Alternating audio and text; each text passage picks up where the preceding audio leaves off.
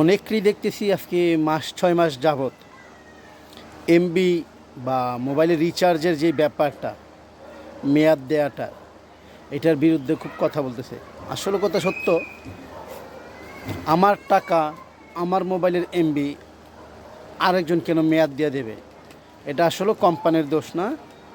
ধরেন বাংলাদেশ গ্রামীণ phone, Bangla link, রবি, Airtel এগুলো সবগুলো কিন্তু বিদেশি কোম্পানি।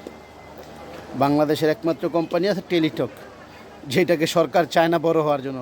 আচ্ছা যাই হোক, সরকার অ্যাকচুয়ালি এই মিনিটের যেই রুলসগুলা বা এমবির যে নিয়মগুলা, এগুলো কখনো যতই চিল্লাপাল্লা বা কাপজাপ করি না কেন, এগুলো নিয়ে কখনো কোনো সরকার হাতের মুঠো নেবে না।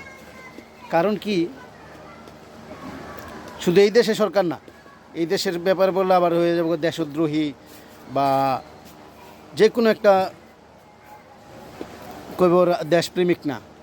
বিশ্বের সব দেশেই ধরেন যখন বাজেট হয় তখন এই কোম্পানিগুলোর উপর একটা বিশেষ বড় একটা বোঝা বাড়াই দেওয়া হয়। হ্যাঁ, বিশেষ বড় একটা বোঝা বাড়াই দেওয়া হয়, মানে তুমি এত টাকা এইভাবে এই মিনিটে পার মিনিট এইভাবে টাকা নিবা, কোনো সমস্যা নাই, কিন্তু আমাদের ক্ষেত্রে কিছু দেওয়া দাও। তো সরকার যেহেতু নিচ্ছে, আমরা পাবলিক যত নাচানাচি করি কোনো লাভ নাই। সব দেশে একই নিয়ম, এমবি মিনিট কাটবি, ডাকাইতে বুঝছেন।